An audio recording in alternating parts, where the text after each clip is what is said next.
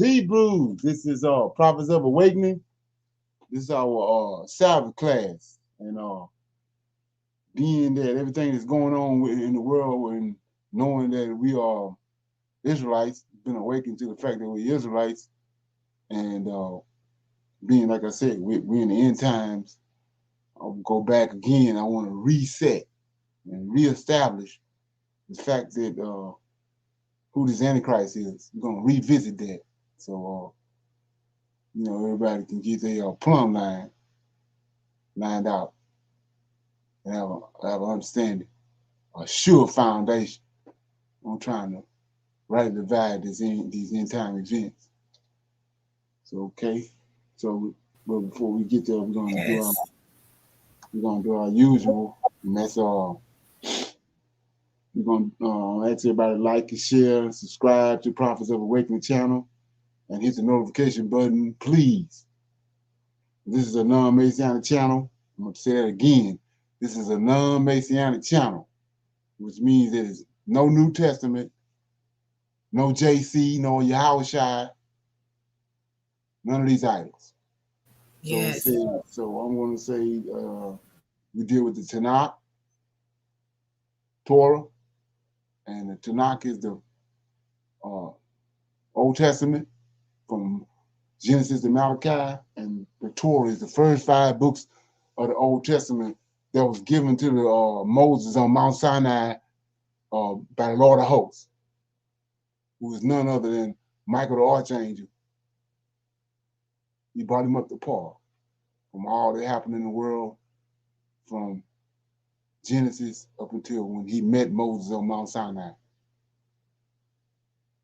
Okay, that's the Torah, first 5 books of the Bible. Okay, I want to say shalom, welcome everybody to Prophets of Awakening, and we're going to do our moment of silence in regards to our protector and our Redeemer and the kingdom of heaven, which is above us. And we're going to, pay homage to that. And then we're going to go on the Psalms into our current events, and we'll open up some Q&A, and then we'll go into revisiting this Antichrist, putting it where he's supposed to be at so we can get this thing right. Okay, I'll do my prayer.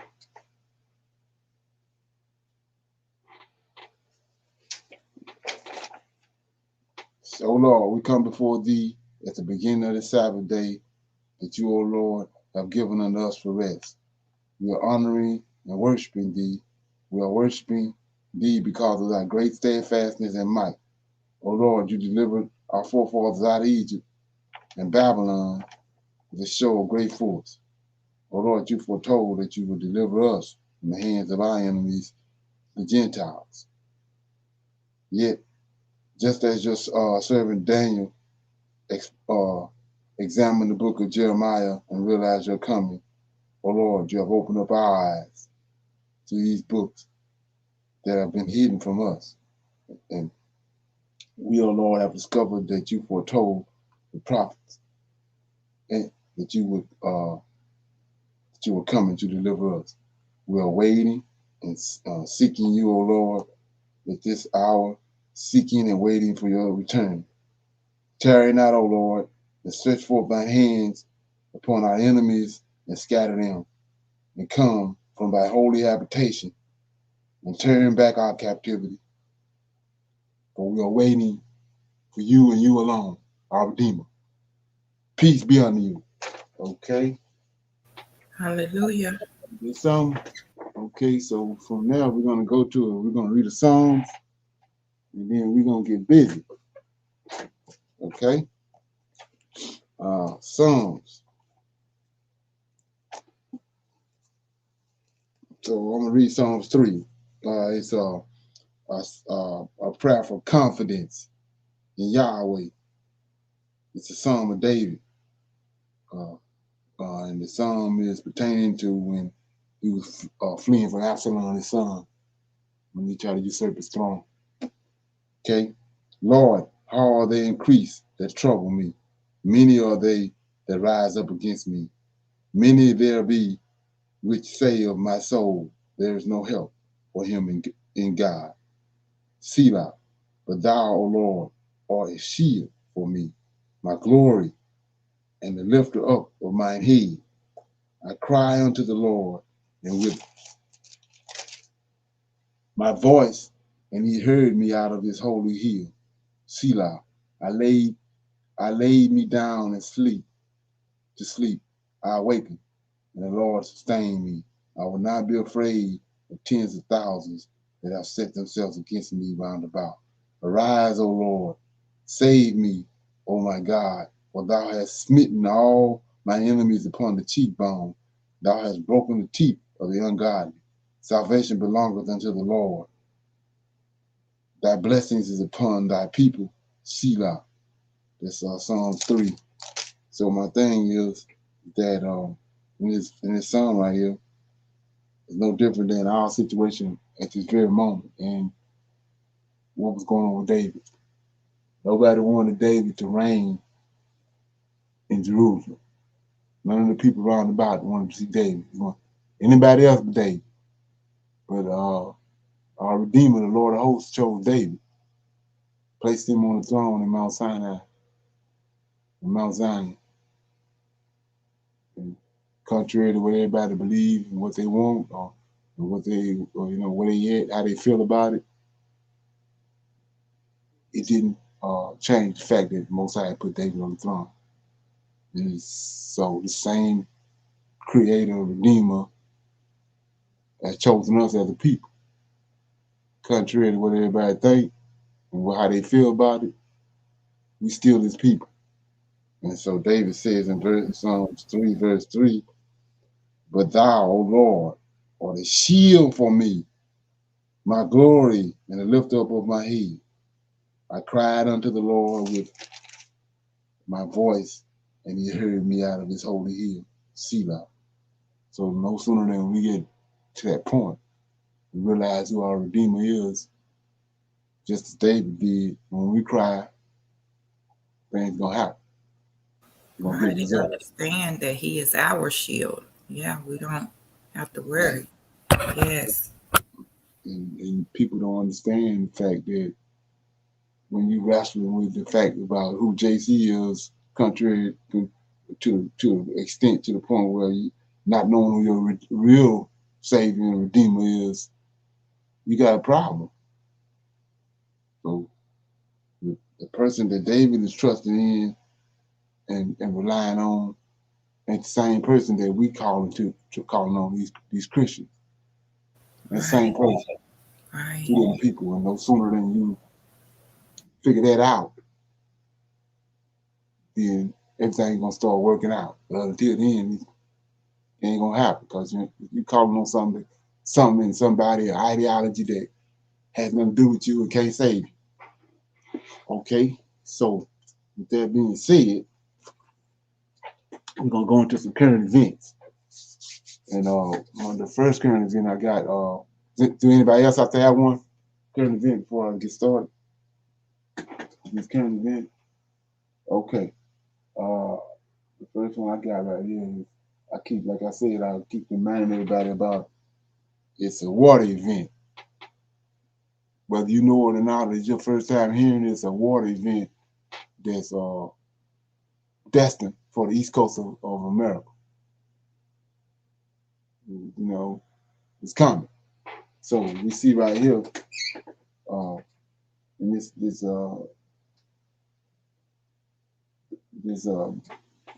article right here, it says an underwater volcano. Look at this. Check it out. An underwater volcano erupts, prompting a tsunami warning in Togo and parts of New Zealand. So I'm gonna read it. I'm gonna show you. I got a video on it too. It's an underwater volcano. Powerful eruption of an underwater volcano put the entire Pacific nations of Togo under a tsunami warning, along with other nearby islands and some parts of New Zealand. Okay. The footage on the social media shows waves crashing into the homes on the shoreline after the latest in a series of eruptions in Togo, they say that volcano. It spewed ashes, steam, and gas up to 20 kilometers, 12 miles into the air on Friday.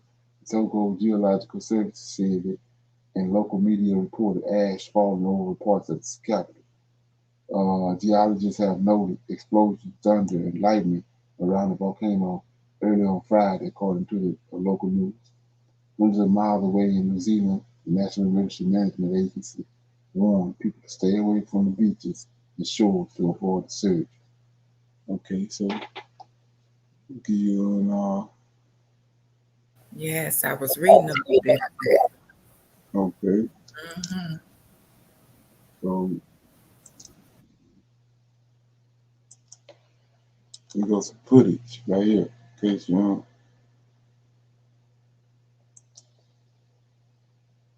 Okay. This is New Zealand, in Togo, in that area over there. It happened because of underwater eruption. Powerful waves have been seen hitting the shores of Tonga after a tsunami warning was issued for the Pacific nation following volcanic All of a sudden, activity. out of nowhere. Small tsunami waves of up to 30 centimeters had been recorded following the eruption, the Tonga Meteorological Office said. The waves flowing into the streets from a beach in Tonga. Video footage shows waves washing through homes, properties, and a church.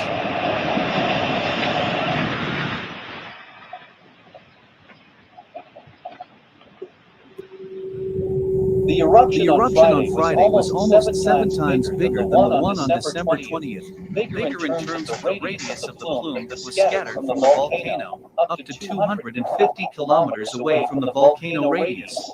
Volcanic ash was raining down on Nuku'alofa, Tonga's capital. There had been a period of sustained volcanic activity in the area since Friday.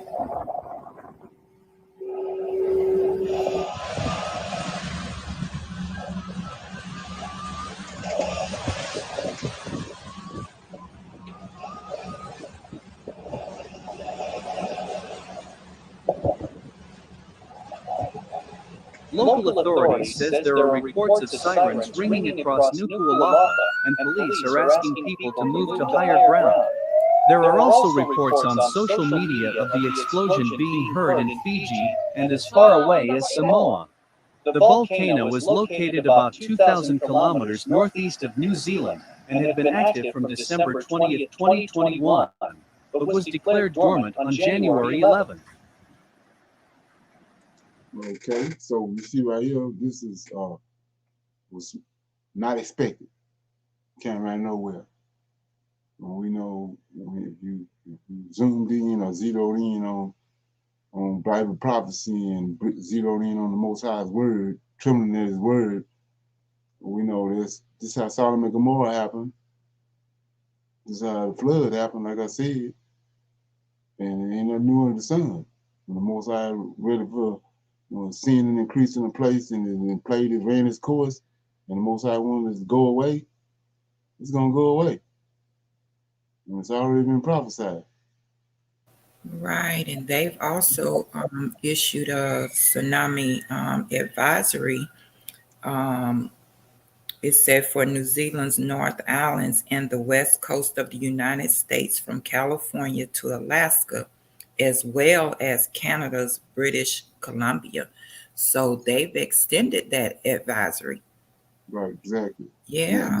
That's on the west coast. Right, that's on the west, right? Yes, yeah. So that's something, ain't it? Oh yeah. So it's just like I said, you can assume that getting a better understanding of the creator and all that is an option, but it ain't no option. It's time. The time it came to get in His Word and get the truth out of it and get lined out and get on the right track. You know.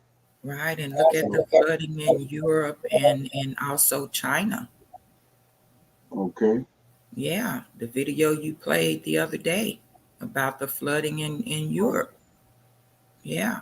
Well, it's all that stuff, all prophesied.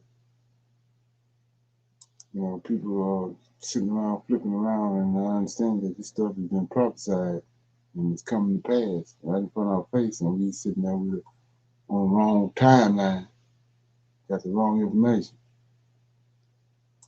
Okay, so with that being said, here goes this last current event I got right here.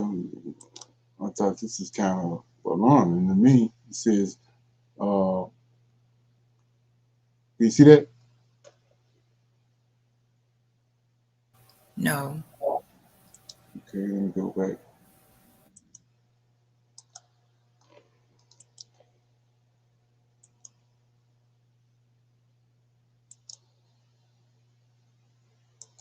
Okay, you see that? Yes. So what it's saying right here is it's an unknown object at the heart of the Milky Way, are beaming radio signals, and then mysteriously disappearing. Read it again. Unknown object at the heart of the Milky Way, are beaming radio signals, and then mysteriously disappearing. Let's go into the article right quickly. Mysterious radio waves emanating from the center of the galaxy have astronomers stooped. 4 objects have briefly emanated radio signals that didn't resemble any known type of star. Scientists think each of the 4 signals could come from a new type of object, unknown to astronomers. Zheng Wing found a needle in the astronomical haystack. Wang, a physicist, PhD student at the University of Sydney, was combining through data, combing through data from Australia ASKAP radio telescope in late 2020. The research team had detected 2 million objects with the telescope and was classifying each one of them. So in the process of doing that, the computer identified most of the stars and the stage of life or death that they were in.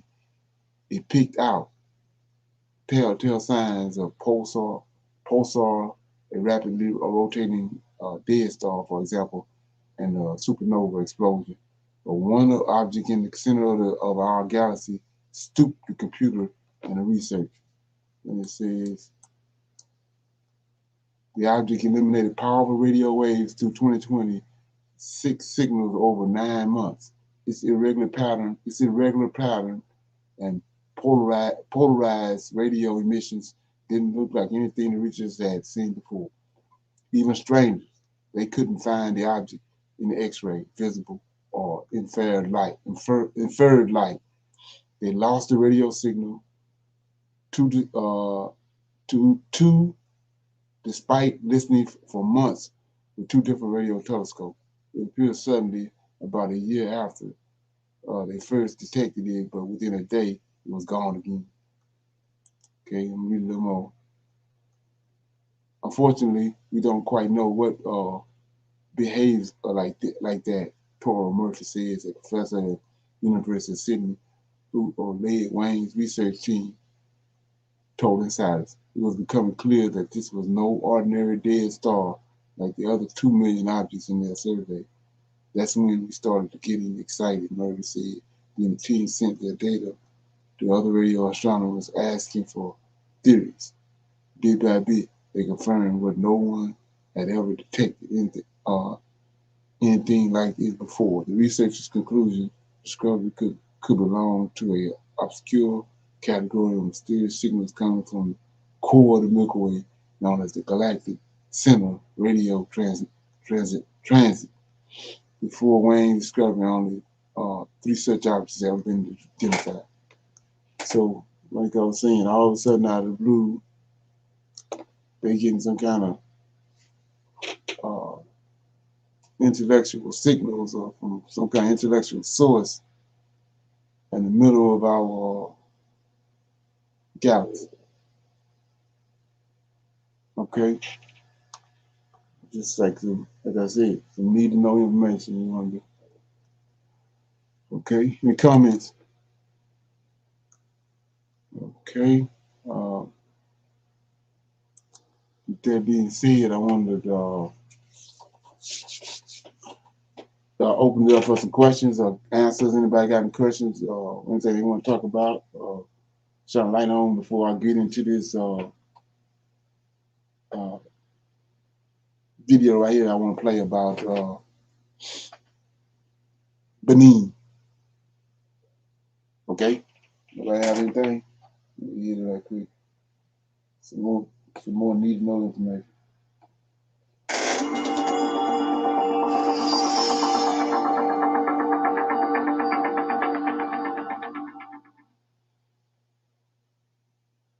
Don't ever sip from the cup of life while your brothers die of thirst. The care is to share. All right, y'all, this New Wine Network, and we back. Back to that history before the vote, huh? All right, we showed y'all in the last video where on the maps it says, quote, Guinea. Quote means high level of quality, fashionable. Shalom, sister. So I'm playing this right here for a reason. We're going somewhere with this. It's some major information. Dressmaking. And that's from the fashionable dresses you used to wear. Quote, Guinea. And that's why when you look right here, you see this word Ponji River. What's up, The word Markel? Ponji is a type of silk. It's a type of fabric you used to use to make those haute clothes and to make those elegant robes and elegant dresses. See this word right here? River of Plazo. That's also what the Ponji used to be used for plazo pants. Used to use the Ponji material to make the plazo pants. Elegant clothing. See this word right here, kola? Kola is a Hebrew word. It means to be polished smooth, whence ornaments of a woman, so called from the polishing. You know, when you polish something, it smooths it out. It also means to be worn down in strength. Because if you polish something a lot, you start taking layers off, you start wearing it down. It means to be sick, diseased in the feet, to be pained. It means to be made sick, to be wounded. And one of the reasons it means to be wounded or sick is from the taking of the kola. See, the kola is the kola tree. The kola tree produces kola nuts. There are 2 varieties, one yet in red, the other white nuts. The later being the symbol of peace, the former of bloodshed, when sent by a chief to his neighbor. So if you go up, it says the same fruit richer in theine than tea itself. It's regarded as an almost universal specific. Now, theine just means caffeine, all right? Now, caffeine is good for the brain because it's a brain stimulant. It's also good for the digestive system, all right? Now, if you go up, though, see, this is when we get to the part of the curse of the word, why it means hurt and wounded, and why it means wound of the feet, all right? So when you go up, it says, the juice of the fruit rubbed into the body also affords complete protection against mosquitoes. So it used to be mosquitoes around, everybody got kola nuts, and we done sent them to each other for peace or war or whatever. We take kola nuts, rub them on your body, it's cool. But now, everywhere, see? That's why it means hurt, sick, and wounded. That's why, see? And now these babies are dying. This from the CDC. And it was all done for profit. That's why at the top of the page it says the Maccabees Basin is also a chief center for the kola nut industry. The kola flourishes best in the dry ferruginous soil, exposed to periodical rain, where it attains a height of 65 or 70 feet. So in other words, you got this huge tree producing all of these nuts, and they're everywhere. So it was easy to see how they was used to protect against malaria. Not anymore though. Why? Because like I said, it's for profit. That's why when you read it says, after eating, it is very bitter, but after tasting it, all water, however foul, acquires an agreeable flavor. Did you catch that? After eating it, it's very bitter, but after you taste it, all the water, no matter how foul the water is, no matter how bad the water is, it tastes good. It tastes agreeable to you. And that's how these cola industry started. That's how they started, with the cola nut and with the cola plant. See, it was taken for profit. Your health concerns put to the side. It's taken for profit. We also went through maps, went through the names on the maps, went through the definitions and where the names came from. Went through Amaziah to Amazulu, went through the Germantes, through Kano. See this word at the bottom? Eloida, it means Weeda or Judah. We see salt mines everywhere. That's what we talked about last time also, about Amaziah destroying Edom in the Valley of Salt. One name we didn't go over was right here, this word Oni Edom. Oni is an Israelite. It's a Hebrew word. Oni means wealth, force, goods, might. Edom comes from the word Adon, and it means Lord or master. So it's Lord or master with the wealth, force, good, or might. We talked about all the different jewels and different emeralds and things that we had in our possession. We talked about how you could walk through the mountain and just pick up emeralds, or walk around Sierra Leone and just pick up diamonds. We showed you it was because of who you are and the things you had in your possession at the time that they came and picked you up, such as all the gold. We talked about them taking all the gold in 1794, 1790s. That's why this coin right here is the coin of the year winner. 1792, you see the date on the 1792. It's the winner in 2017. See who on the front of it? A black lady. Why? Because if you looked at the video, the ghettos, we told y'all most of the rulers in this area were women. So putting your face on it is just an extra slap in the face. You see the back of the coin, it says 10 ounces of 0.9999 fine gold worth $100, one coin. Now, if you try to buy this online, it's going to cost you $3 grand. And not only gold, they also have silver also. Just an extra slap in the face for you. You see in this, 4 ounces of 0.999% silver. You see on the side of it, it says 225th anniversary. We told y'all in the last video in Gold Clothes about the 200 years and how 200 years is not that long ago. If you're 40 years old, you would be that little baby. So if you're 65 years old, or if your grandparents is 65 years old, they would be that little baby that the generational wealth was supposed to get left to. Now in this video, we're going to show you how we attain that generational wealth from our great-grandfather, or the great-grandfather of our ancestors. And we're going to do it all the same way, through a series of books and maps. Historical, geographical maps, and historical, geographical books. Now, some of the maps are going to be before slavery. Some of the maps are going to be after slavery started. And the books we're going to use them to correlate the maps with the books. All right? Now, on some of the maps, the names might change. That's for 2 reasons. All right? Main reason is because of war. Tribes move around and stuff like that because of war, because of invasion from the Europeans, because of war amongst each other. All right? The other reason names change on the map is because the Europeans didn't know what was the names of the inside of Africa at the time early on. So they was getting the way the map was described from the people on the coast. And as they started sending geographers in more and more and more, they start correcting their maps more and more and more. Now, let me address something else too. The names are not going to be spelled the same as African names. It don't even matter. That's not the point. So please stop hitting me up with silly stuff like that. You understand? Because it's like this. If I meet somebody and I say, hey, what's your name? And they say, hey, my name is Steve. And I write down B-O-O-K. And I go back to my people and I say, hey, I just met this person. And they say, what's their name? And I say, let me see. And I pull out my notes and I show them B-O-O-K. What name are they going to say? They damn sure ain't going to say Book. They're going to say Steve.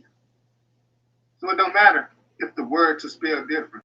That's not the point. The point is, the people in the Bible, the way they spell those names in the Bible, the people in the Bible are the same people in West Africa and in Africa that got sent over into slavery.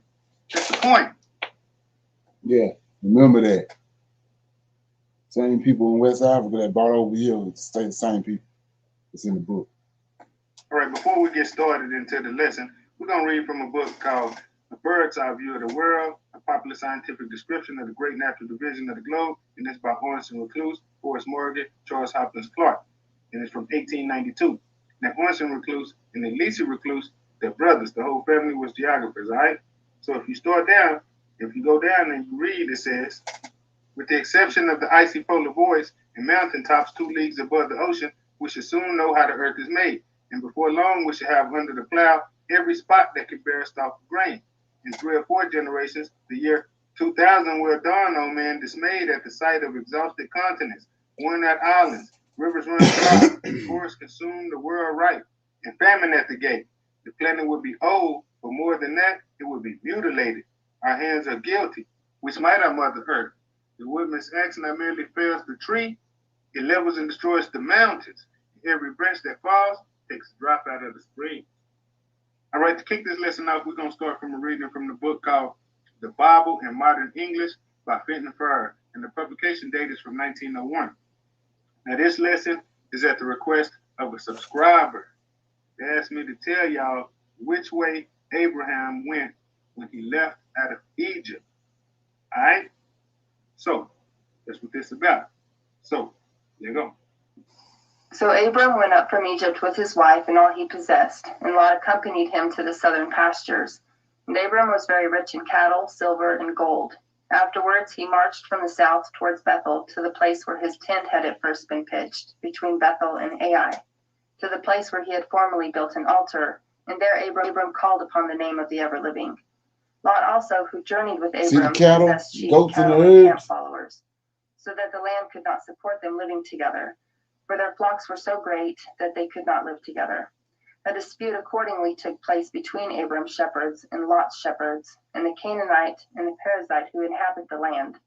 So Abram said to Lot, let there be no quarrel between me and you, or between my shepherds and your shepherds, for we are both of us brothers. Is not all the country before you? I ask you to separate yourself from me. If you take to the left, then I will take to the right. If you to the right, I will go to the left. Lot therefore looked up and observed all the district of the Jordan, that it was everywhere well watered. Before the Lord swept away Sodom and Gomorrah, it was like a garden of the Lord, from the land of Egypt to the valley of Zor. So the whole plain of the Jordan pleased him. And Lot marched to the east, and they separated from each other. Abraham accordingly remained in the villages of the plain, but resided at Sodom. The men of Sodom, however, were very wicked and sinful in the presence of the ever-living. The ever-living said to Abram, after Lot separated from him, look upward, and from the place where you are, take a view northward and southward and eastward and westward. For all the land which you see, I will give to you and to your race forever. I will also make your race like the dust of the earth, so that if a man is able to count the dust of the earth, then he can number your race. Arise and march through the land, inspect both its length and its breadth, for I will give it to you. So Abram struck his camp and came and settled in the oak woods of Mamre, which is near Hebron, and there he built an altar to the ever-living. Now, the first thing we see is Abraham went south. See, it says he took his cows, took his things, and him and Lot went to the southern pastures. Now, if you go south out of Egypt, you go into Africa. You don't go up into the Middle East, into the Europe or nowhere like that. You go south out of Egypt, you go into Africa. Then we see Lot went with him. He had his cows. He had shepherds to watch over his cows. We see Abraham took his family with him. He took his wife, his kids, everything he had, and he went. Now remember, Abraham was the rich one, so he had a bunch of cows and he had more shepherds watching over all his stuff. And then it says there was a dispute between Abraham's shepherds, Lot's shepherds, the Perizzites, and the Canaanites who inhabited the land. All right? So they all arguing over resources. You got Lot with his cows, Abraham with his cows, the Perizzites with their cows, the Canaanites with their cows. And everybody trying to eat and graze in the same pastures and all of this stuff. So it's arguments start ensuing. And Abraham tells Lot, say, check this, man, me and you, we don't need to be fighting because we brothers, all right? Look around. All the land you see, any place you want, you go. Whichever way you go, I'm going to turn and go the opposite way. You understand? If you go north, I'll go south. If you go east, I'll go west. If you go right, I go left. If you go up, I'll go down. Whichever way you go, I'm telling you, bro, I'm going to go the opposite way. And then it says, so Lot looked around and he chose toward the Jordan, which is east. See the Jordan right there? Middle East. That's which way Lot chose. So if Lot looked around from right there in that area of Sudan, that would have been Nubia on the other map. So if Lot looked around and chose to go east, that's what the Bible says he went east. I mean, Abraham had to go west. It's the only other way to go. Abraham said, if you go up, I go down. You go left, I go right. You go east, which is the way Lot went. Abraham said, I'll go west. So Lot left, and then the father told him, look around over the whole land, observe the whole land. I'm going to give you this whole country to your race forever. Then it says, so Abraham struck his camp, and he came and settled in the oak woods of Mamre, which is near Hebron. There's only two people named Hebron in the Bible. The first one is a Levite. The other one is the son of Marasha, the Canaanite. And then we see Marasha right there, and we see Cano right there, Canaan. All right? That's where Abraham went and settled. Now we see that's right above Benin. Benin is Abraham's great-grandson. Now, Abraham went there and he settled and started populating the people. If the father gave the country to his race forever, that means they would have to be speaking Abraham's language. And Abraham's language is Hebrew. So we're going to go into this book, Voyages and Travels in All Parts of the World by John Pinkerton.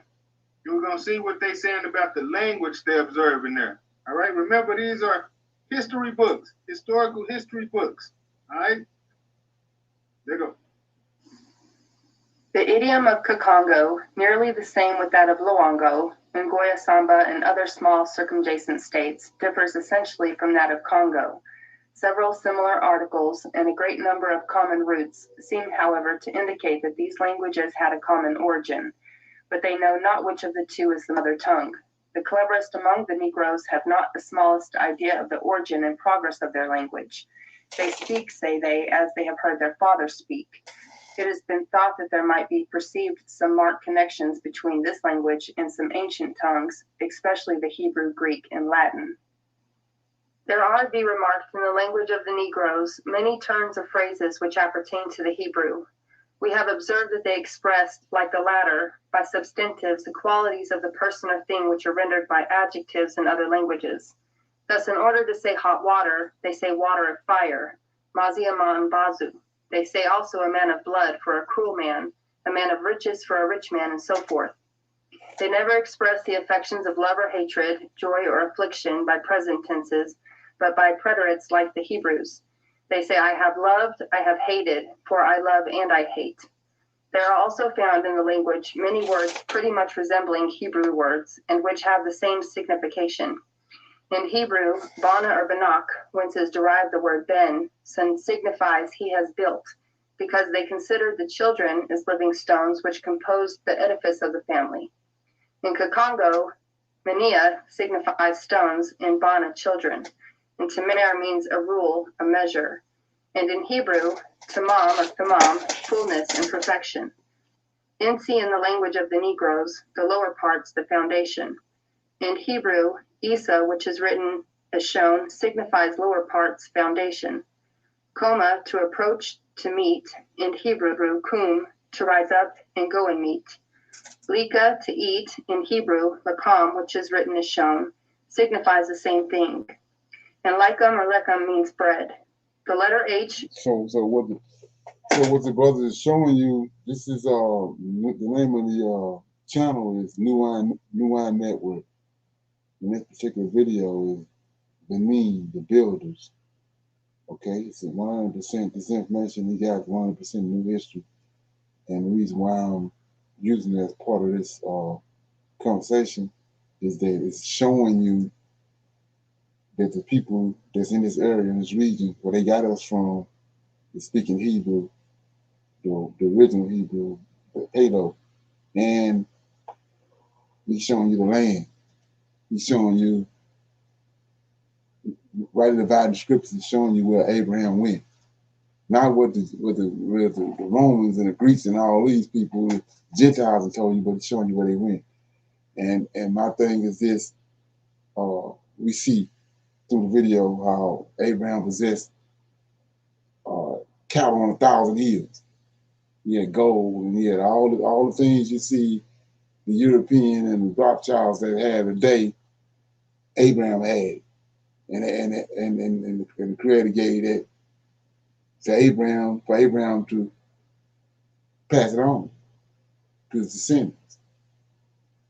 So that was my purpose of showing you that. So if you want to watch the rest of that video, it's like I said, it's Benin Builders, 100% new history, and it's from the New Wine Network. It's a new channel just came on the scene.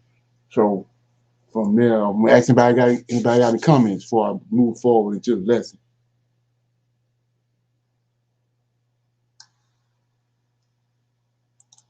Anybody got any comments? No comments? Okay, so with that being said, I'm gonna. Well, I done did a few videos back in here and there, but being based on where we at and what I'm looking at, how the direction of our information and how these end times are moving so fast. I'm gonna go back and I'm gonna revisit this Antichrist thing, but I want to add some more stuff to it. So the narrative about the Antichrist, if these Gentiles have told us, is we pick it up in Daniel right quick, and it says, knowing what we know now, that the New Testament had nothing to do with us. So our book and our prophet is Daniel. It belongs to us, and so they concocted something over in the New Testament in the Revelations, and they done attached it to Daniel, and it's total confusion. So we're gonna clear it up today. So Daniel says, and it's tied to last night's conversation. Daniel, I had read it. I'm gonna read it again. I was reading in Daniel chapter 8. Daniel had that vision of the ram and the he-goat. And the he-goat, we know, is the Greeks. And when I say Greeks, I mean it's a particular race of people, like the brother showing you right here. These people that Abraham descendants is a particular race of people. So they ascended from Abraham. And I'm gonna show you as we go on these other races of people and other people that's playing parts in what's going on in the world today in prophecy. They not from Abraham's seed, but they done made you think they from Abraham's seed, but they not. So we're gonna make this clear with this Antichrist and all this. We're gonna uncover all that. So I'm in Daniel chapter 8, and what Daniel dreamed was he saw a ram and a he-goat. So we're gonna pick it up in verse 18 of Daniel 8 says, Now, as he was speaking with me, this Gabriel, the angel, I was in a deep sleep on my face toward the ground. But he touched me, set me upright, and he said, Behold, I will make thee know what shall be in the last end of indignation, for the time appointed, the end shall be. And the ram which thou sawest. So this end right here is the end of Israel as a nation because of they constantly sinning against the Israel's Redeemer, Lord of hosts. And he's at the point where it's no more toleration for it. So he's going to bring Israel as a nation to the end. So let's get that established. The world's still going on, as we see right now. But Israel's reign and Israel's dominion on the earth, gone. That's what we're looking at right now. Israel's dominion on the earth is gone. We're reading about David and David's lineages and all the kings that ruled after David, out of David's lineage on the throne of Israel. That we can't find that nowhere. We can't find the land, the geographical location. Because like I said before, when the Creator, when the Redeemer chose David, everybody had a problem with it. So when the opportunity presented itself, they trying to wipe that out. But we're finna lay it out right here. And like I said, I'm at the point where I have zero tolerations for trying to deal with JC. I have zero toleration. Okay, so here you go right here. It says in chapter 19 says, and he said, behold, Daniel 8 verse 19, and he said, behold, I will make thee know what shall be in the last end of indignation, for the time appointed, the end shall be. Like I showed you, the world is still going on because we here, but Israel's reign gone. That's what he's talking about. Not the end of the world, the end of Israel dominion, ruling on the planet because of our forefathers' sins, and they turned away from their Redeemer and their Creator. So 20, the ram which thou sawest having 2 horns are 2 kings of Medes and Persia. So if you ain't doing any kind of research, you call yourself a scholar or awakened or know anything, Medes and Persia ain't but one geographical location for that. And I want to keep on reiterating, they ascended from a certain race of people. These ain't Hebrews. The Greeks ain't Hebrews. The Gentiles ain't Hebrews. We just saw from the brother gave you the class where the Hebrews at. They got a particular people and they from a particular geographical location. We got to kill all the garbage. So 21 says, and the rough goat is the king of Grecia, and the great horn that is between his eyes is the first king. So that's telling you Alexander the Great is the first king, beyond a shadow of a doubt. And these people are Greeks. They're Greeks. They're not Medes and Persians. They're not Hebrews. They're not Romans. They're Greeks. And when you go and do your research, you find out the Greeks is the 3rd beast that was prophesied by our prophet Daniel. The 3rd beast, not the 4th beast. So he tells you right here, verse 22, now that being broken, whereas 4 stood up for it, 4 kingdoms shall stand up out of the nation, but not in its power. Say, and in that, so that's it's a one kingdom, it's one group of people. They ascended from let's look at it. So the 3rd beast is the Greeks, and these Greeks ascended from. Let's go to Genesis right quick. So I'm gonna put this in here for all the naysayers. It's out there. So chapter 10 says, we in a table of nations. So I'm underlying while I'm conversating with this. Keep in mind the lie has been told to you that Japhet, Shem, and Ham is brothers. I'm gonna show you when I get through with this. You're gonna take that and throw it in the garbage can, because that's where the deception is coming in at. So chapter 10. Now these are the generations of Noah: Shem, Ham, Japhet, and unto them were born sons after the flood. So this way you have to understand sons, right? You got sons. So we say, what are you talking about? Let's go and look at what the Creator did right quick. We're gonna get this, we're gonna line this out. Creator,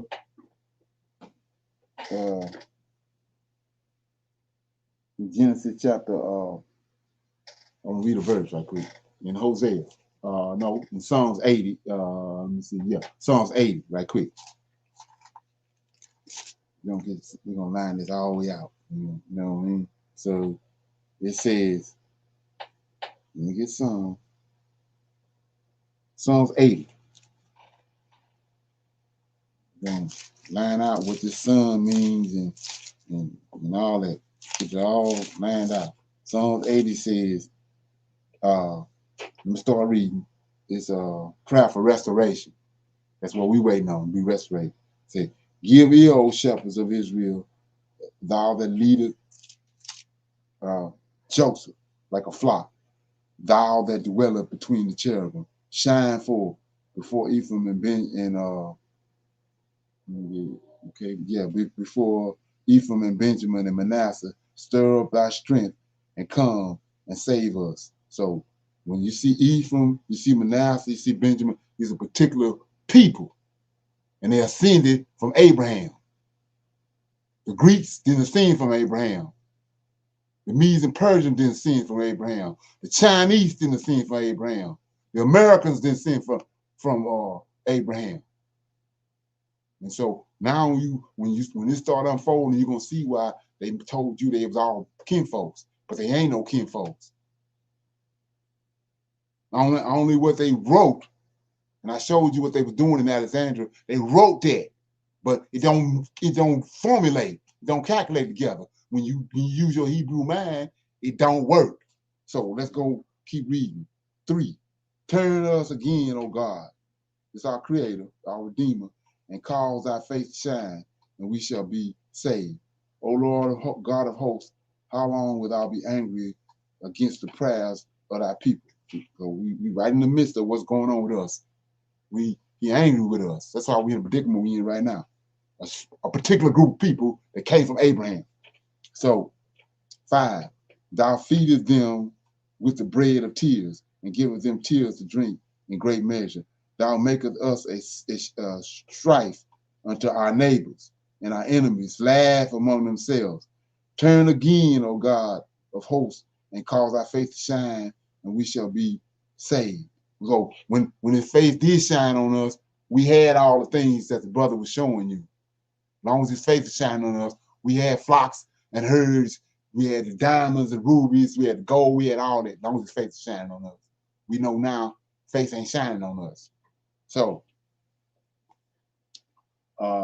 verse 8, thou hast brought a vine. This is where we're going right here. Thou hast brought a vine out of Egypt. That's when we was in Egypt for the 430 years, and he brought us out. Thou hast cast out the heathen. So when that land the brother showed you that he just gave Abraham, we ended up, because of a famine, over in Egypt, and ended up getting oppressed over there by the Egyptians. Then he brought us out of there. He brought that vine out of Egypt, brought it back where it was at, but it was heathens there when we came back. So he had to get the heathens out. So it says, thou hast brought a vine out of Egypt, and thou hast cast out the heathen and planted it. So he cast the heathen out and put us back there, right? Then it says, thou prepared room before it, and thou didst cause it to take a deep root, and it filled the land. Here we go. 10, the hills were covered with the shadow of it, and the boughs, this is where we're going. The boughs thereof were like goodly cedars. These boughs is sons, not daughters, not cattle. None. These are sons, men, goodly boughs. So remember that. So the Greek Empire, the third beast, was divided up into 4 parts. These ain't no boughs from Egypt. There's another race of people. They ain't no kin, no kind of way to these boughs right here. That's in Psalms 80. The Medes and Persians, that's another group of sons, bows, that are ascended from a different DNA sequence. There ain't no kin, there ain't no connection to them. So what you have to remember right here in Psalms 80 in verse 10, the hills were covered with the shadow of it, and the boughs thereof were like goodly cedars. These sons, these men. These are the ones that the brother just showed you that the Most High them endowed with all the wealth of the world, all the wealth that was in Africa, and it was these sons right here was endowed with it. Everybody else don't have this. They want it. And as long as they was dealing with the Creator, they possessed all that. But we know what happened. And all these people came in and got it. So understand that these bowls, the bowls that came from the Greeks ain't the same bowls that from the vine that the Most High planted in Canaan. Right? So let's look at that. Okay. So I have a question. I'm sorry. What you got?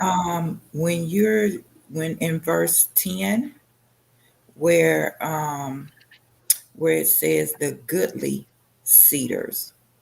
Right. So am I understanding that that's meaning it's pure, it's not mingled, it's not? Yeah, goodly cedars, and so the thing about that is to understand that it's two trees. These cedars is trees. So he's used these. They're telling you how strong and how perfect and how structured each one of these men is. Mm-hmm. They cedar comes up strong. Ain't nothing wrong with, ain't no defects on it. So that's what he's telling you right here. So Okay. in correlation to get a better understanding, it's two trees in the garden, right? Right, good and evil, right? There ain't no trees. He's saying two trees, but they ain't. That's the Lord of Hosts, Michael, and Lucifer, the archangel. Okay. Lucifer is the tree of knowledge of good and evil, and Michael is the tree of life. So, but he's saying tree. And so right here, all the men that we ever read about, all the men that comes out of Jerusalem, he telling you they goodly boughs, right? Right. And another example is Noah. He said that when the time for the flood came, he chose Noah, and Noah was what? Perfect in his generation, right? Perfect, right? Yes. Same as this. He was perfect, a goodly bow. They bows.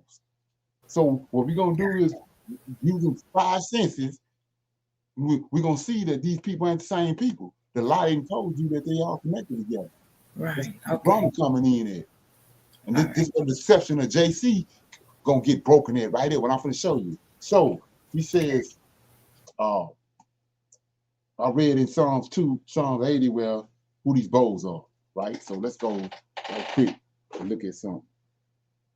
And I'm in Daniel. I'm back in Daniel right quick. Keep in mind the understanding on these bowls. Sons, they ain't number sons. And so when you go to Genesis chapter 10 right quick, I'm not gonna go to Daniel right now. I'm in Genesis chapter 10. Genesis chapter 10. Okay. Okay. Gremlins at work. Give me a minute.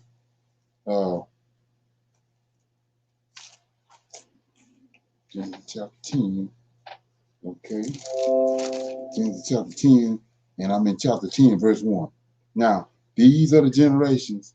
So we're going to, that word right there is these bowls. These bowls. These are the bowls.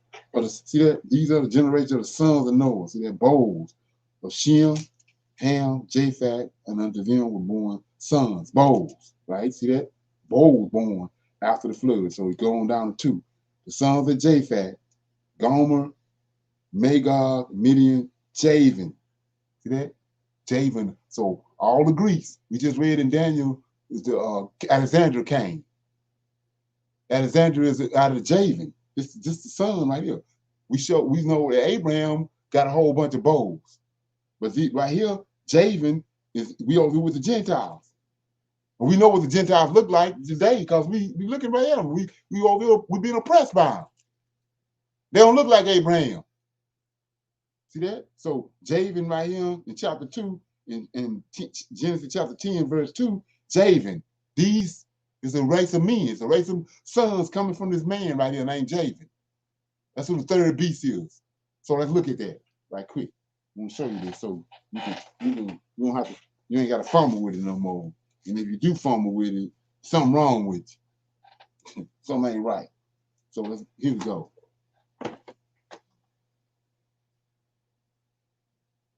Okay, let me get it.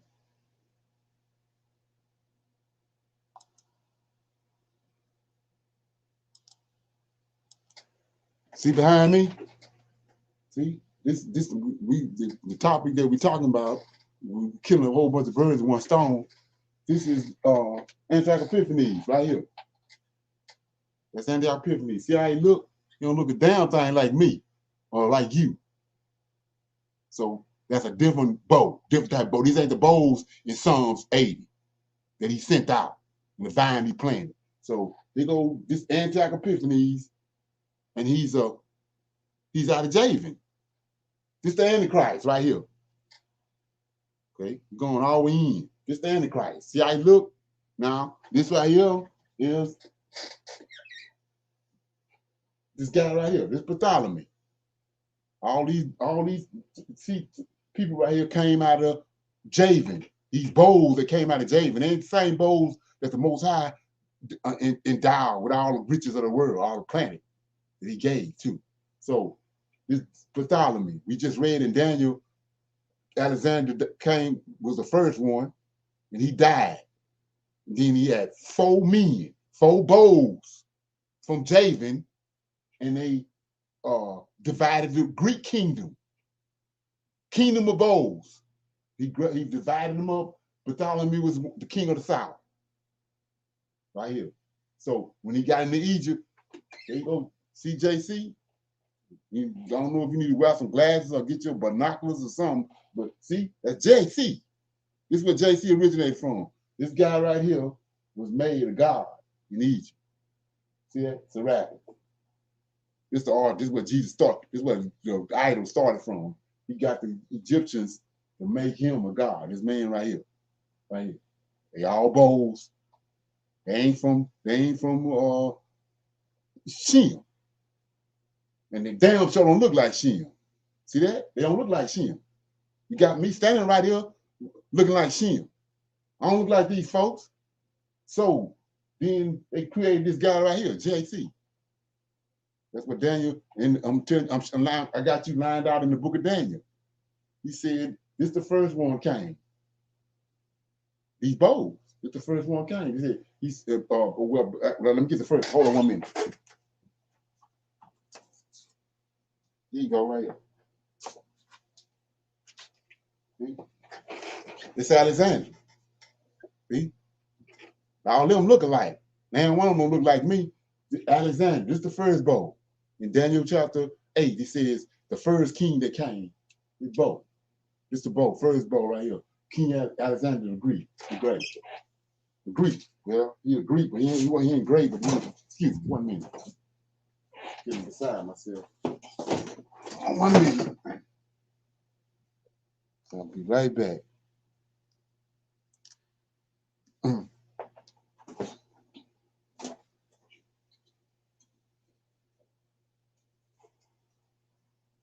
Okay.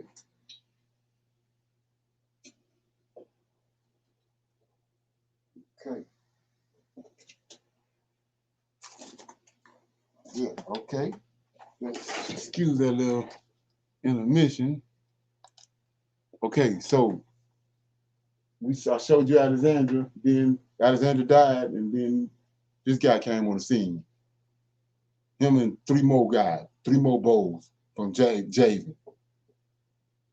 And then he took over the kingdom, the Greek kingdom, not no other kingdom, the Greek kingdom. Third beast was divided into 4 parts. This guy took 1 part of it, which was Egypt. And he made the Egyptians create him. This star right here, JC. They created this guy, this idol. Because these people right here, this is what they do. They create idols. That's why the Most High told Abraham, don't let your sons, the bows I done gave you, don't let them marry into this race right here. Because they're gonna cause them, the daughter's gonna cause your sons to start worshiping these idols that they create. So he demanded the Egyptians make him a god, and made this guy right here. This is what this is. So, like I said, notice how they all look. So while we here, we're gonna go all the way in on it, and we're gonna show you some decent examples.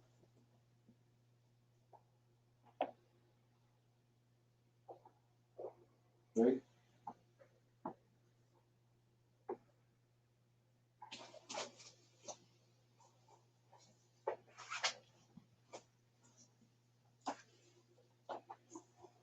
Okay, so here we go.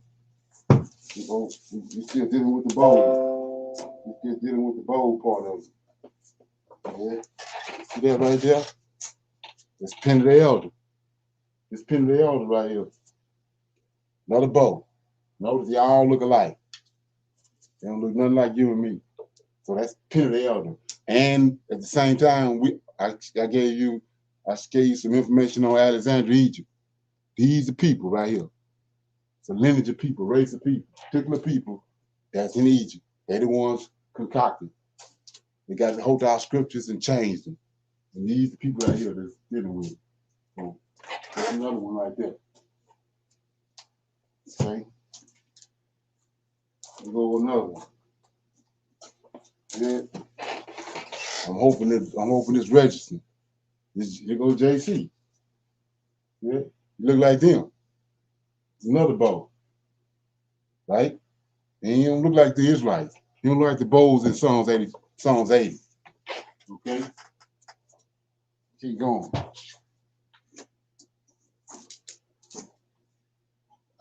We got another bow. Right here. That's Julius Caesar. Okay? This is what the Creator talking about. Right here. This is another bow. This is the third beast. Okay? We go Mistral. That's Mistral. Mithras. Another bow. And here go another image. Here go another image of Julius Caesar. All these people you know. If you don't know them, there's something wrong with you. So there go these bows right here. Okay. So now we're gonna go from there, and we're gonna go with that understanding. We're gonna go into the fact that they left. Let me kiss this out right here.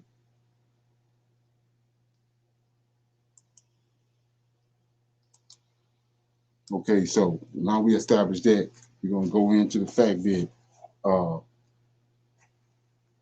I showed you that these bowls left in Hosea. Let's look at it. We're in the scriptures now. We ain't gonna get away from the scriptures. So we in Hosea, and what we also doing is seeing where you need to be focusing on, what book you need to be at if you're trying to deal with the end times.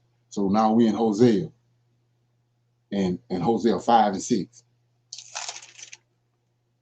And verse 6 says, they shall go with their flocks. They still got all their possessions.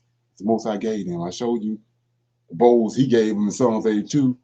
They don't look like these people here. The Greeks, the Gentiles, third beast. So he says in Hosea 5 and 6, they shall go with their flocks and with their herds to seek the Lord, but they shall not find him. He has withdrawn himself from him. He done withdrawn from these bowls. I showed you in Psalms 80. Let's look at it. Let's look at it right quick. Okay.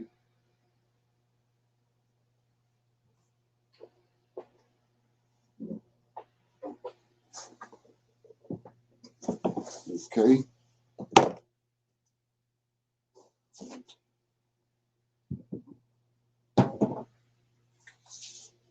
Okay. Give me a minute.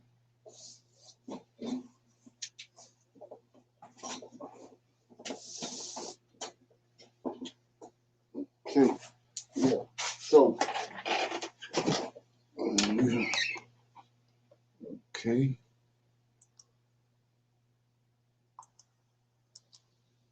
So right here, I just read in Hosea 5, they say they took all the possessions that they had accumulated over the years from Abraham, and they left with their flocks. They left the land of Israel with their flocks and their herds to seek the Lord, but he hid from them.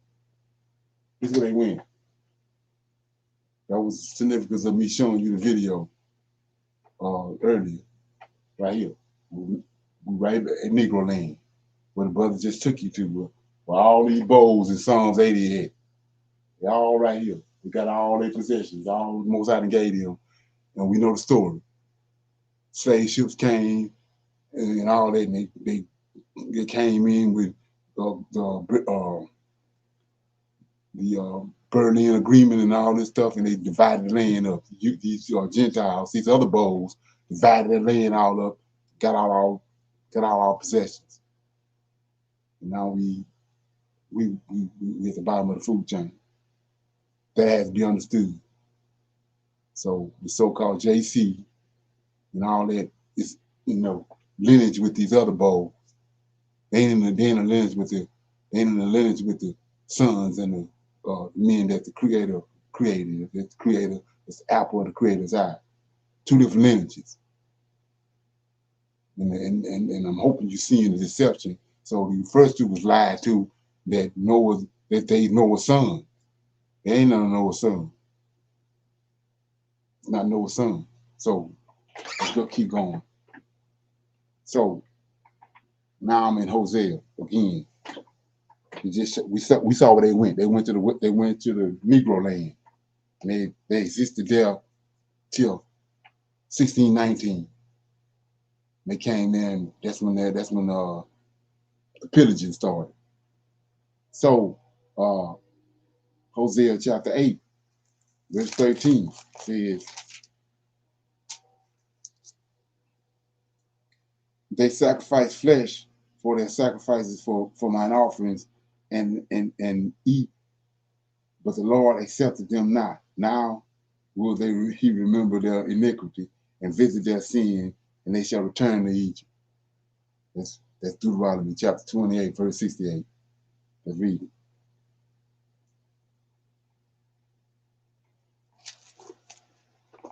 You got tired of them sinning. That's what we just read in Daniel. And he said that Israel as a nation gonna come to the end, and it's because of their sins. It's because of what Hosea telling you right here. So I'm in Deuteronomy 28 and 68.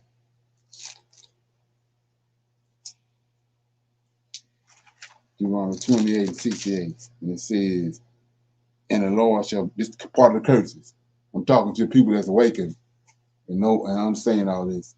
So we says, "And the Lord shall bring thee into Egypt again with ships, by the way wherein where I spake unto thee, thou shalt see it no more again, and they shall be sold unto their enemies as bondmen and bondwomen."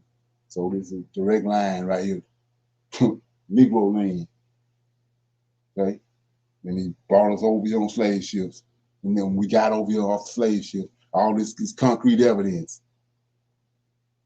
So then we got over here, they sold us, bondmen and bondwomen. You see it right here. Bowls of Psalms 80.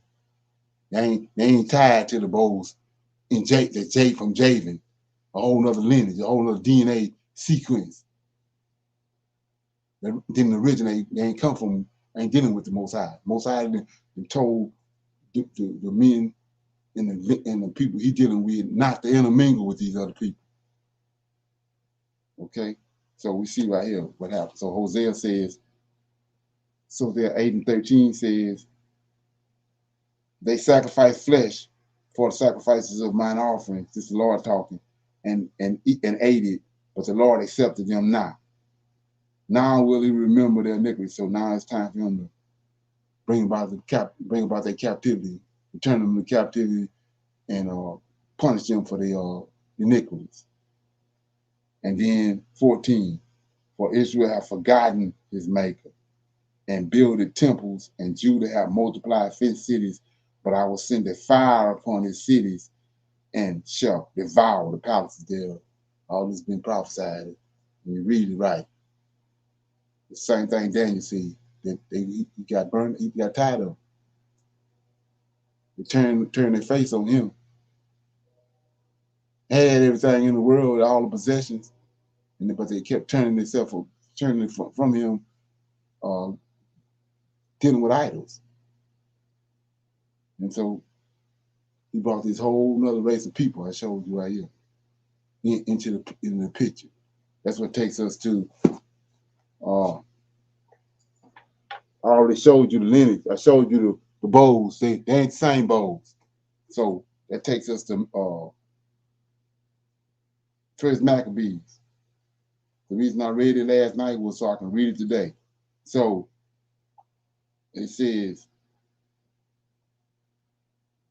I'll give you the history on this Maccabees in a minute, but let me find it first.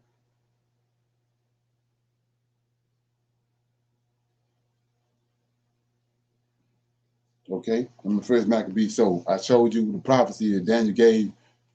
The angel only interpreted. Daniel had the vision. First of all, the angel brought the vision. Daniel prayed about the vision for the interpretation. The angel came and gave him the interpretation, but it don't come to pass. They took it out of the Old Testament. I took it out of the book of Daniel, where it didn't come to pass. So he's coming to pass right here. So I'm in First Maccabees. This is in the Apocryphal books. First Maccabees, and I'm gonna read you. Keep in mind all I showed you. Two different bowls, two different type of bowls. You got one over in Genesis chapter 10 out of the Gentiles, a race of men, and they come from Javan. We're gonna get their characteristics right in a minute. In Psalms 80, the Most High said the bowls that he created were perfect. Goodly bowls. It was goodly bowls. They did that was right. So I'm in the first book of Maccabees, verse 1. Came to pass. You go to proper rendition of right divide there. It came to pass. Came to pass what? What Gabriel said in the book of Daniel. It came to pass after Alexander of Macedon, son of Philip, who came from the land of Checham. See? Came from the land of Checham. These ain't the same bowls in Psalms 80. And utterly defeated Darius, king of the Medes and Persians. They go to Medes and Persians. That's another race of men. Bowls. These ain't the bowls in Psalms 80. So they say, and he reigned in his stead, and as he had before reigned over Greece. And he waged many wars, captured forces, slaughtered the kings of the earth, and he made his way to the ends of the earth and despoiled a multitude of nations. The whole earth was silent before him, and he became exalted. And his heart was uplifted. So this pride. He became exalted, prideful, like Lucifer. His heart was lifted up. He mustered a very mighty army, ruled over the lands and the heathens, and they paid him tribute. Afterwards, he fell sick. I showed you that. Since Alexandria. These are all the same men, at the same lineage. They're ascended from the same place. So it says, and he mustered a very mighty army, ruled over lands and over rulers of heathens, and they paid him tribute. Afterwards, he fell sick, and he knew that he was going to die. So he called in his distinguished servant, 4 of his distinguished servants, distinguished bowls, 4 bowls like him, right? So then it says, servants who had been brought up with him, and they divided the kingdom. See that? Ain't no 4 or 5 different kingdoms. It's one kingdom. One race of men, type of men coming from that kingdom. They ascended from Javan. It's one kingdom, one race of men. They all of them got the same type of mannerism. So it says, so he called his distinguished servants who had been brought up with him and divided the kingdom among them while he was still alive. Alexander, we ain't gonna fumble with it. It's Alexandria. That takes you to Genesis chapter 10, verse 2. Alexander had reigned 12 years when he died. Now here we go. His servants succeeded him. So those like him succeeded him, each in his own dominion after his death, and they all put on crowns, all of them. I showed you all. I just gave you the lineage. I showed you the lineage just now. They all put on crowns, right? Say, let me get it. They all put on crowns and their sons after them for many years. And they did much evil on the earth. This is for all the Christians out there. So these bows wicked as hell. But I just showed you in Psalms 80, it's a race of men, a race of bows that the Most High say he planted a vine in the land of Canaan, and they was goodly bows, like cedars. These bows right here, they ain't got nothing to do with the ones that the Most High had that he created and the vine he planted in the land of Canaan. These here is a wicked race of men. The one before him, just as wicked as the one after him. That's who they are. And that's what he's telling you right here. Let me read it again. His servants succeeded him, each in his own dominion after his death. And they all put on crowns, as did their sons after them, for many years. And they did much evil in the earth. And there sprang from them a sinful shoot named Antiochus Epiphanes, son of King Antiochus. He had been a hostage in Rome, and he became the king in the 137th year of the kingdom. So here you go right here. I showed you that. There he is. So we say they ascended from them a sinful shoot, a wicked shoot. That's what Daniel told you. You ain't coming. He is right here. You want to know what the Antichrist look like here? It already happened. He's the one that brought the bowls in Psalms 82 and that nation to an end. It's already happened. Right here. It's a bow. But it ain't no bow out of Israel. And he brought he was the transgressors. These are the transgressors. It's a race of transgressors, a lineage. And it came to a fool when he came on the throne. And he brought the, let's read that. Get it right quick. Let me blow my nose right quick. Excuse me.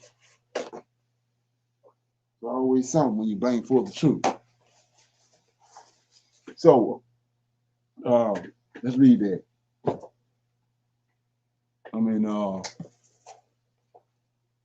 Daniel. So, like I said, after this, you can fumble with it if you want to. It's on you. So, I'm in Daniel.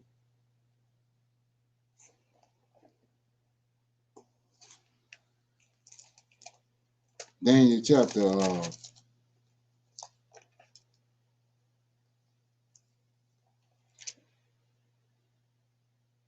Daniel chapter 8, and I'm in verse 22. Now that being broken, I just read this in First Maccabees. Now that being broken, where four stood up for it, four kingdoms shall stand up out of their kingdom, but not in their power. And in the latter times of their kingdom, it's a lineage of people, lineage of men.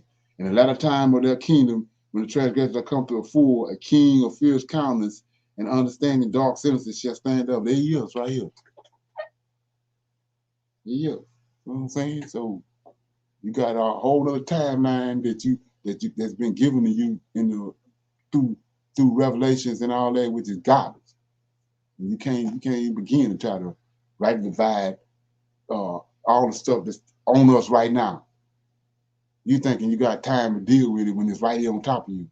So it says 23, in the latter times of their kingdom, when the transgressors, that's these men, these race of men, they the transgressors, are to come to a fool, a king of fierce countenance, and then dark sense stand up, is Antiochus. 24, and his power shall be mighty, but not by his own power, and he shall destroy wonderfully, he shall prosper, practice, shall destroy the mighty and the holy people.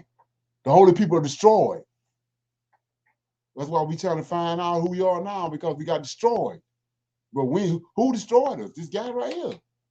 And this wicked ass race of men I just showed you destroyed us way back in the day. You know, Antichrist coming, he already came. They destroyed us. See that? So, like I say, with the proper information, now these scriptures is vibrating.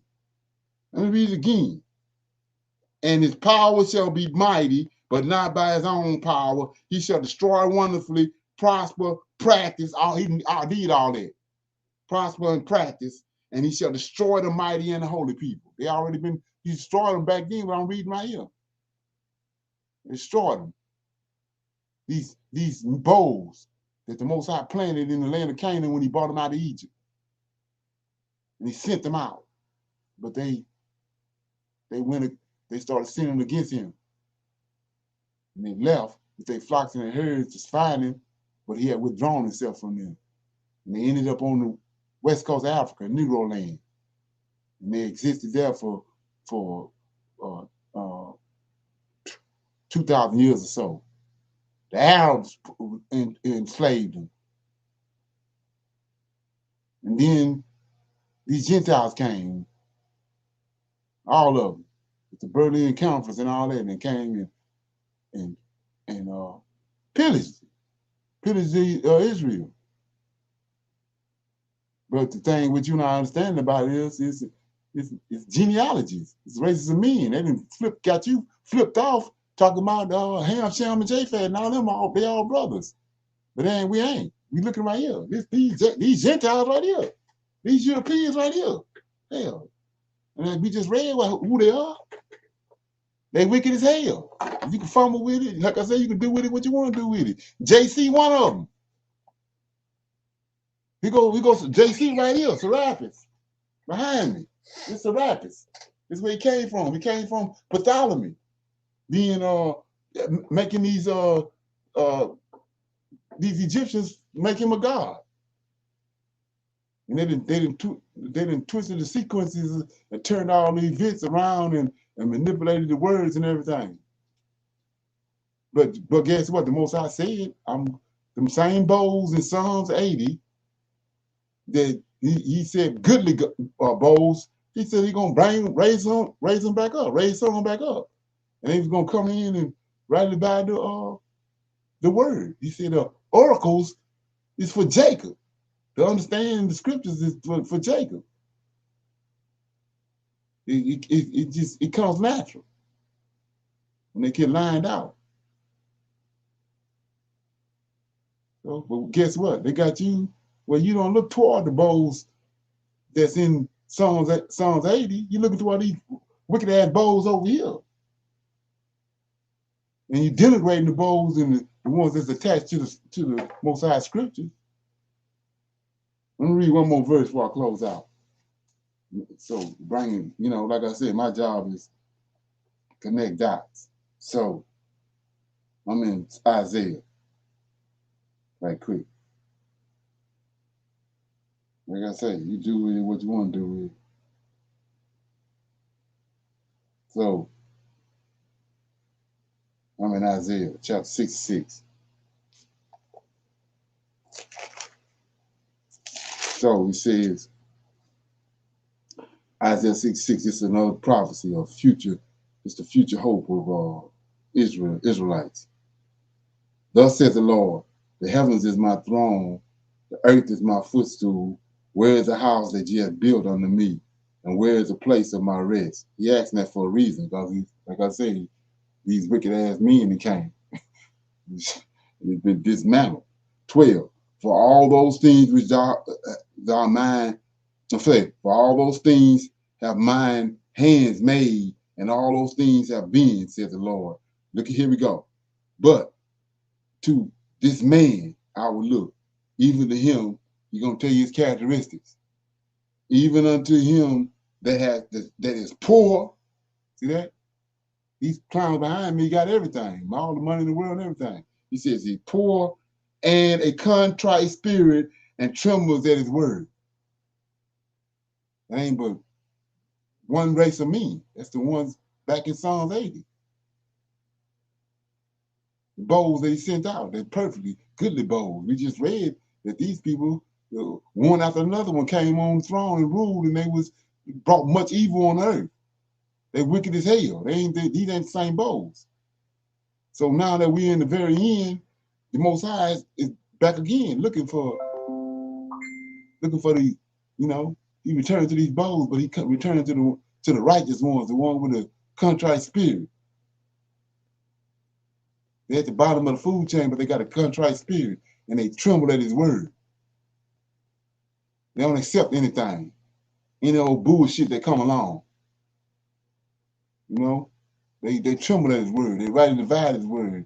They go into it, deal with it. And he had that spirit on them to do that. No hidden agendas, nothing else, ain't nothing else connected to it. It's just in their DNAs. That's how he created them when he planted the vine. Simple as that. So what I'm gonna do is open this thing up for some Q&A. Anybody got any questions or comments about what they heard? Let me get it. Anybody got any comments or anything about what they heard before we leave? Because like I said, I'm at zero tolerance, man. It's too much information. Most side raised up too many people that didn't get the understanding to be, there's other things there's other issues that we can be dealing with, but to still be continuously dealing with JC, yeah. That's them days over with. It's a fallacy, okay? That whole situation. That connected a lot of dots. That's good. Okay. It was very clear the way you connected the dots there. And, I don't know who's going to run across this video or who's watching it now, but, you have to have the understanding and see why he said he does not want us to mingle with them. Right. Because of how wicked they're not like us. No. At all. Exactly. And with that understanding and seeing that, we need to stop it right now. Right. You call yourself a Hebrew Israelite man or bow, stop mingling with other races. Right, exactly. We're not going to bring forward goodly cedars that way. Exactly, right. Same way with you have to start applying it not only to what's being conveyed right now, but you got to, they didn't concoct a 12 tribe chart. And they ain't adding up. They ain't adding up. The people that this brother was showing us on the New Wine Network and where they at over there in Negro Land, they don't apply to the 12 tribe chart. Right. So like I say, it's zero. It's hammer time. It's zero tolerance, man. We at a point where we getting ready to be delivered, but because they gave you all these offshoot ass scenarios where you thinking you got time for this and time for that, you waiting on the Antichrist. I just showed you the Antichrist. Yes. And all that happened. Yes. And they bought JC on the scene and all that whole scenario about time for them. Right. And stop painting JC another color to make him a part of us. He's not. Plain and simple. Yeah, we looking big, ain't it? Yeah. They think because they put some color on him and got him looking like us, that he's a part of us. He's not. Exactly. And there's something. Yes. Mom died. I was sitting there contemplating a couple of days, couple of nights, and I was directed to. I need to revisit this story right here and put a little more on it. So that's what I did. Okay, yeah. So I'm gonna cut this off, but don't nobody leave. I got a question to ask. I'm gonna ask him. 1 minute. One more question. Okay.